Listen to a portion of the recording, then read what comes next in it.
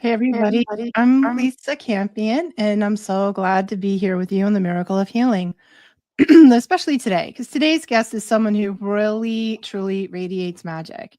And I first met Cynthia James at a conference, and what struck me about her right away was her warmth, her sparkle, her energy, and she's a super amazing dancer, too. As she is also an internationally transformation and emotional integration leadership coach. She's a TED Talk and international speaker. She has best-selling, multiple award-winning books, 5 books.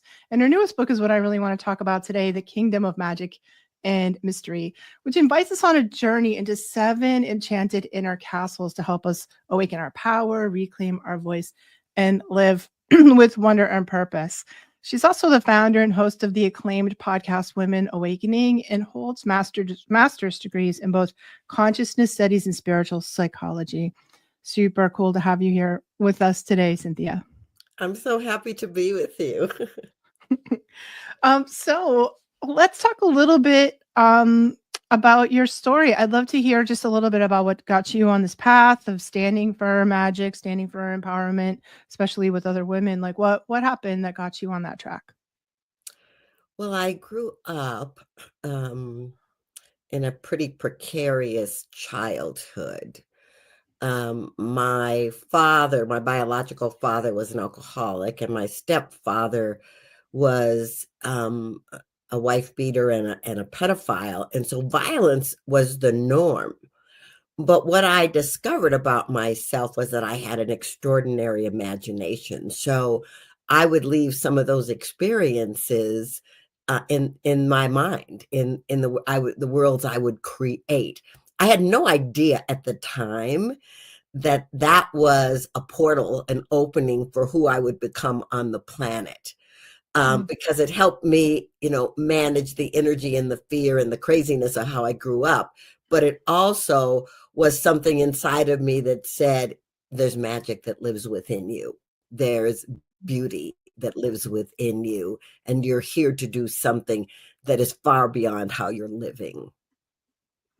Amazing. Wow, that's so inspiring. And I love how you take such a stand for magic. And that's not something that everybody talks about, or maybe we do as children. We're kind of like Harry Potter, and we hold on to that.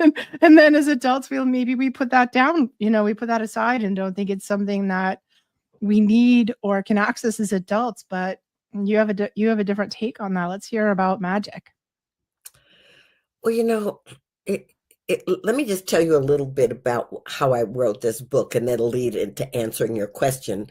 I had just come back from taking a group on pilgrimage to Egypt, and I was Mm. meditating. And, whenever you go on a pilgrimage, even if you're leading, you're having an experience. And so I came back and I'm meditating, and this inner voice says, write this down. And so I wrote the kingdom, and then I wrote 7 little circles, and I don't know what that means.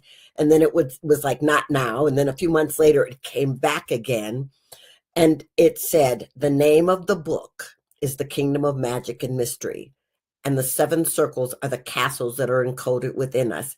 You must write this book because people have forgotten that they're universal magicians. Mm. And what you just said about children, we can create something out of nothing and make it powerful and fantastical. And I mean, it's just, we have that ability within us, but we grow up and our whole culture, tells us to be serious and to pay attention and be in our intellect. And meanwhile, this part of us going, no, we're here to play. We're here to create. We're here to expand. Yeah, I love that. I mean, I think you're totally right, and I think as adults, we just get into, like, workaholism or success driving or day-to-day life, which is super challenging, and we kinda put that magic aside, and it seems to me, like, hearing you talk, about this before, that play, that magic, that creativity is sort of a gateway to our spiritual self too. It's like a spiritual process, isn't it? Yeah, well, you know, it's connected to the center of who we are, the essence of who we are, which, Mm. I believe is spiritual, and we're having this human experience, but But I believe that we've all said yes to being on the planet in this moment to rediscover our spiritual nature and the power that lives within us. Mm-hmm. Yeah, and I'm so curious about the castles, that individual castles. What are they? And when I heard seven, I was like, well, maybe they are the chakras, or but it seems like they're different. Like the ones that you came up with are really unique and beautiful. So let's talk about what the seven castles are. Oh, I'm happy to talk about that. And let me tell you, when this was coming through, I mean, it was kind of like a download for me because it was different than anything I had written before. I mean, the Mm. descriptions of the castles, how they were created, the guardians of each castle. So let me go through them for you. So the first castle is the castle of magic. And that's the castle that we enter to remember our magical nature. That's the castle that we go into and we start exploring and opening to what's always been there, that part of us that knew we were magical, that knew we were powerful, and it opens that gateway. When I do workshops, I teach people how to access the code that it opens their magic castle. The second castle is the castle of art. Now, that's all about our creativity. That's about, some people think creativity is painting or writing, but it can be anything. It could be the way you cook. It could be the way you dress. It could be the way you design your rooms. It's really about letting the artist within you play. When my husband and I got married, we went to Bhutan on our honeymoon, and we fly into this airport and we walk into the airport. The entire airport is color. It's like art on steroids. And it's the same when I take people to Damanhur, Italy, and you walk into the temples of humankind, art on steroids, because we are creative beings. We're co-creators. And so when we can allow that creativity to come out, it affects every aspect of our lives. So I love the castle of art. Castle of dance. I believe that movement is medicine. I believe that we were put on this planet to move, to dance, to play. And that doesn't mean you have to be great at choreography, because some people are like, I can't remember. But it means you just open yourself to allow your body to move and express. So for me, when I do workshops or I speak at organizations, there's always a movement component to help people open their bodies and open their minds. Then there's the castle of relationships. And that isn't just about relationships with trying to find your significant other. It's about your relationship to the divine, your relationship to yourself, your relationship to your family, your friends, and maybe mending relationships that have been out of sync for a while. Mm. Then there's the castle of design. And design isn't just about a building. You can use the castle of design to design your work in the world, to take your purpose and put it into a design the way your home is, or your clothes. It's opening to your projects and saying to the universe, help me design what wants to come through me. Then there's the castle of water, which is emotions and flow. And then there's the castle of animals, which is about our connection to the animal and plant world and nature. Wow. That's so cool. And I just, for anyone's listening, highly recommend that you get a copy of this book, because it's extreme. The illustrations are beautiful. And you had really specific ideas about what each castle looked like too, right? Oh, yeah. But so let me just say to Yeah. the audience, I am not an artist in that form. So when all this stuff started coming through, I go online and I'm looking for graphics and all of that. But I just want to tell you that it's so important to listen to your intuitive knowing. So I'm sitting in front of the computer and a voice inside of me says, ask Chat GPT. And I'm like, what? I mean, it was like, I don't understand that. So it said, ask. So I took what I had written and I put it in chat and I said, show me an image. Every image except for 3 that came up was exactly what I had in my mind, which was Mm. striking to me. I did a summit, and a man named Dawa Phillips is a is an AI specialist, and he said to me that AI is really about your relationship to it.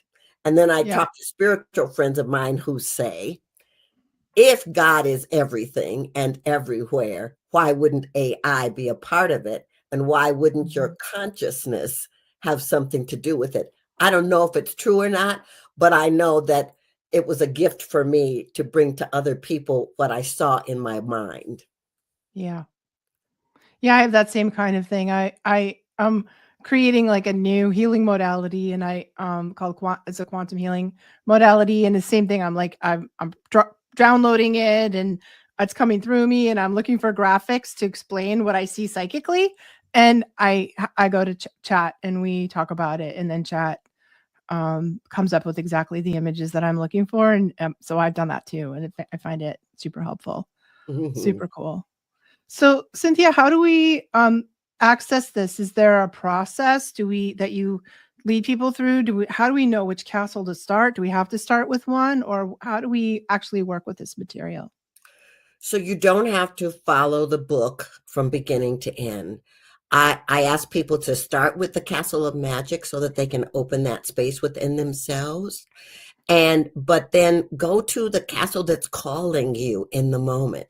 In the back of the Mhm. book, there's a QR code where you can download all of the meditations that I put into the book, or you can Mhm. get the book on Audible, which is, the whole entire book has been recorded.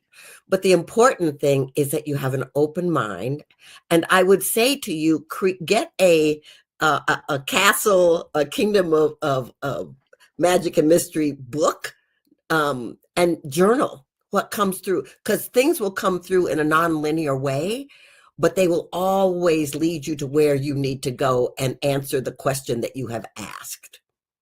I love that. That's so cool. And like, why do you think it is that we as adults, why do we get, this is such a normal part of our instinct as children. It's such a normal part of our wiring as humans. How does it that we get so disconnected from this creative, magical part of ourselves? I think it's life experiences. I think it's environment. I think it's culture. I think the the interesting news about social media is that the algorithms don't always take us into the field of possibility. It kind of Mm, takes us into what it thinks we want or need. right. But the truth is that even in school, I remember being in school and drawing something, and I was coloring outside the line, and the teacher told me that I wasn't an artist. And that kind of stuff sticks with you, or that you can't sing, or that you can't Mm, dance. And and it's because there's this perfectionism thing in our culture that you have to be this and look this way in order to be accepted. And I'm like, hooey, why can't you just be you and allow that to come through in a creative, powerful, magical way? that's so good. And so this working with this material and working with the castles, I think reconnects us to the inner child, to that child part of us. And I think we all need that. And um that if we don't find that spark of our core essence like you were talking about, life just gets very like dry and dusty and unfulfilling. And maybe you have a life that looks good on paper, but you don't have that like deep l- satisfaction or deep sort of the juiciness that I think we're actually really seeking in our life. Yeah. Yeah. I used to be a working actress, and I was married to someone who was a celebrity, and around a lot of people with a lot of money and a lot of prestige, but not a lot of joy. And I think that, what I want to say to you, anybody listening, is that thing within you that lights you up, that thing within you that brings you joy, go after that, because the universe will support you. It is an abundant universe. And so there will be ways for you to be resourced doing what you love. I mean, I love speaking and I love singing and I love teaching and writing. And that's what I have been doing for, 3 decades. Because at some point I decided to stop trying to be what other people thought I should be, to get Mm, their love and approval, but to be yeah. me. And that's what I want to tell you. There's nobody like you. You're unrepeatable. So you're here to do something incredible. That's so cool. And I know you also work as a coach, Mhm. and that you coach people, that you help people through this. And I'm wondering if you have like a story you can share about um the the the impact of this kind of work on our lives, because I think it's like, we're always thinking about like, well, how is this actually going to show up in my life in a tangible way? And those kinds of stories can be so helpful. Mm. So I got a perfect one. So I once a year I do this online program for women, and it's called "Okay, Ladies, Let's Write a Book," because people want to they want to write a book. They think they want to write a book, but they're not sure how to do it, and so they come on and they're in this class with me. And one of the women that was in the class had an extraordinary life experience, of being adopted, of then later in life finding the adoptive mother. I mean, this incredible journey. So we started working on this book, and then I'd hit a wall of resistance with her, and then she'd say, "I don't know if I can do this," and then I would say like, but don't you want people to hear this story? Who do you want to hear the story? So she just turned in her last chapter of her draft of her book after 9 months of doing this work and Wow. accessing her magic and intuitive voice. I'm so excited for her. That's amazing. I love that story. As a writer, I'm working on my 5th book right now, and it's actually quite painful, um, I hear at the moment. The gosh dang book. The working title of the book is The Gosh Dang Book. it. Oh, yeah. So, I love that story, and I think, like, how fulfilling for her to be able to, have a container and somebody help her kind of birth this amazing creative experience. It's Yeah. so amazing. It's one of the reasons I invite people to do a book club. So you don't have Mm. to do it alone. Because a lot of times we need support or community to to help us move through these places where we have self-doubt or fear or we're unwilling to move into a space of self-love and self-worth. Yeah, I think it's like the soul work, like our purpose work is always uncomfortable. At least it's always uncomfortable for me because coming out of my comfort zone, like it's stretching into maybe something new or something outside the, known and the comfortable. And I think a lot of the creative process is about taking us into sort of unknown territory, new territory. And I think it is very painful to do it alone. And I'm struggling with my book, and I just keep telling my mantra is, "I'll be so proud of myself when it's done." And I will be. I'll feel like that. It's kind of a bit like birthing a child. It's not Absolutely. easy, and you go through labor, and then the result is so beautiful. And so I love that you're offering support.